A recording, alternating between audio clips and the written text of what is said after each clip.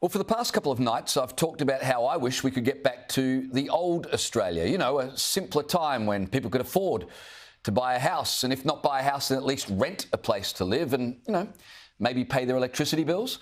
But that dream seems a long, long way away. The Business Council of Australia this week pushed for the government to dump stamp duty as a way to help more people get into the property market. Housing Minister Claire O'Neil surprisingly agreed, saying stamp duty was a bad tax. Imagine that, a Labor politician saying a tax was bad. But that's about the extent of the government's housing policy. We've got Anthony Albanese and Jim Chalmers at war over whether to make changes to negative gearing. Meanwhile, they continue to let record numbers of immigrants into the country with no plan as to how to house them. Joining me is Shadow Housing Minister Michael Sukkar. Michael, thanks for your time tonight. I want to ask you about the Coalition's $5 billion housing infrastructure program that you've just announced. But before we get to that, I want to ask you, as a Lebanese Australian, the war in the Middle East is really reaching a boiling point. The IDF has begun targeting infrastructure related to the financial arm of Hezbollah, with a military spokesperson warning Lebanese residents to steer clear of those areas ahead of the assault. This is a big escalation. I know you've got family in Lebanon. What are you hearing? And the people that you know there, how are they reacting to all of this? Well, obviously, James, it's a hugely troubling time for everybody in Lebanon. But the truth here is that Hezbollah, as a terrorist organisation, is not fighting on behalf of Lebanon. It's a terrorist organisation that takes its orders from Tehran. It's a proxy of the Iranian regime, and I suspect most Lebanese are celebrating its downfall and hoping that the IDF can take Hezbollah out once and for all. Hezbollah as a terrorist organisation is one that no one is going to, in Lebanon, is going to bemoan their downfall. But it, of course, causes huge issues for Lebanese. And sadly, Hezbollah's been bringing this sort of trouble onto Lebanon for a very long time. And so my view is that hopefully the IDF can deal with Hezbollah quickly. They've obviously been doing a very effective job thus far. Hopefully they can finish it off and Lebanon can get back to being one of the most wonderful countries in the Middle East without Iran having their finger in the pie, so to speak. Yeah, very true. Well, certainly our thoughts for family members you've got there. We trust they are kept safe. To the housing crisis, Anthony Albanese certainly doesn't seem to have much of a plan, but you do. Over the weekend, you announced a $5 billion infrastructure fund to unlock up to 500,000 new homes. Tell us how the Coalition are proposing that would work. Well, thanks, James. Yes, we announced the housing infrastructure program to unlock 500,000 homes.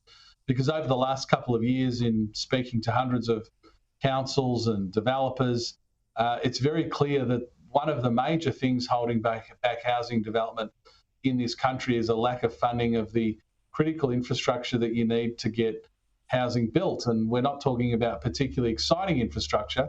We're talking about things as basic as water and sewage and telecommunications and access roads, but things at the moment that there's no money to fund. And if you can't get the sewage and water in and the telecommunications and the roads, then you don't get any housing projects approved.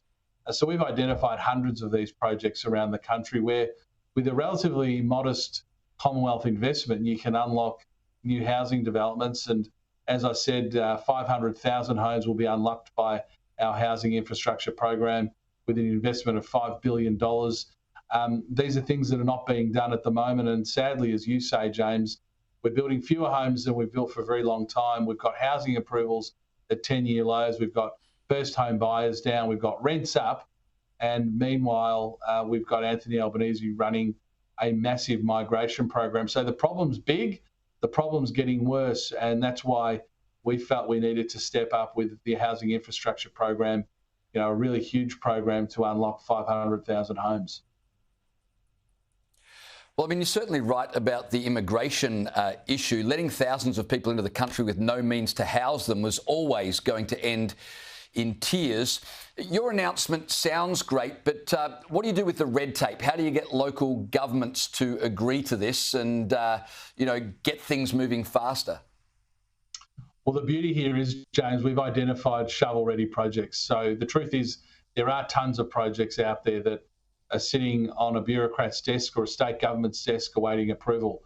The projects we're talking about are typically projects that there are no other impediments in the way. There are no bureaucratic impediments. The only impediment is the infrastructure. And when you have that infrastructure funded, you can actually get going. Of course, more systemic work should be done by the states predominantly to cut red tape and get the bureaucrats out of the way. But why this program is so powerful is we're not relying on any bureaucrats ticking off on it. These are shovel-ready projects, and a huge caveat of this program, the housing infrastructure program, is use it or lose it. If the project doesn't get started in 12 months, you lose the funding, and that money will go somewhere else. Okay, well, that's good motivation. Just before I let you go, one other thing that just really annoys me is this issue, not of red tape, but of green tape. You've got Victorian Premier Jacinta Allen making a big deal about getting rid of gas for new homes. Labor and the Greens, to me, seem more concerned about reducing emissions than increasing productivity. Builders are having to go out of their way to be green, and all that does is increase costs. How do you combat that issue? Well, as part of our announcement on the weekend, in addition to the housing infrastructure program, we announced a 10-year freeze to the National Construction Code. And the National Construction Code is one of the means by which more and more green red tape is being put on housing projects.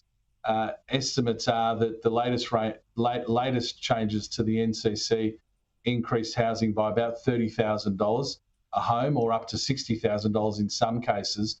So we've said freezing the NCC, no more changes for 10 years to ensure that we don't keep piling more of this green tape onto houses, because in the end, it's not the developers who wear these costs. These costs are ultimately borne by the people who buy the homes at the end. And a $30,000 or $60,000 increase in a home could be the difference between a first home buyer being able to afford the home or not being able to.